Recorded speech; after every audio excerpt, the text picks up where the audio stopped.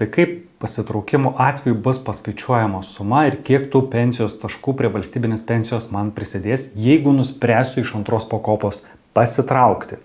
Tai sumuojam dvi sumas - sodros įmokų dalį ir valstybės įmokų skatinamąją dalį.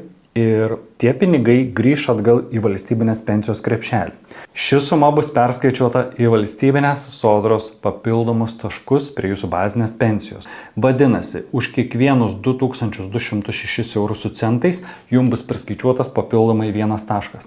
Tai mano atveju beveik apie 1400 grįž atgal į valstybinės pensijos krepšelį, perskaičiuota bus į taškus, tai vadinasi, man grįž 0,63 taško.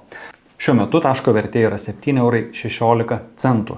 Tai tokiu atveju padauginu šį tašką iš 7,16 eurų ir gaunu, kad pasitraukimo atveju ta mano 1400 eurų suma man papildomai prie pensijos prisidės sulaukus 65 po 4,54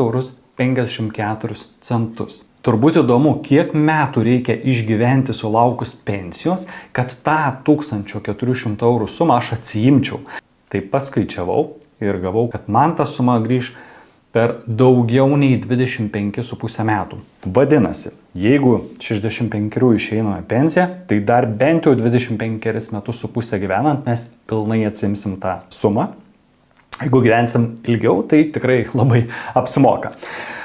Tai tokie skaičiavimai, jeigu nežinai, ką daryti su savo pensijos pakopa, likti kaupti ar atsimti pinigus, kas labiau apsimoka tau, kiekvienu atveju reikia skaičiuoti. Rugpjūčio 26 dieną vedu seminarą apie antrų pakopų pensijų reformą, ką geriau pasirinkti. Tikėtina, sprendimą bus lengviau priimti pačiam, pasiskaičiuoti pačiam.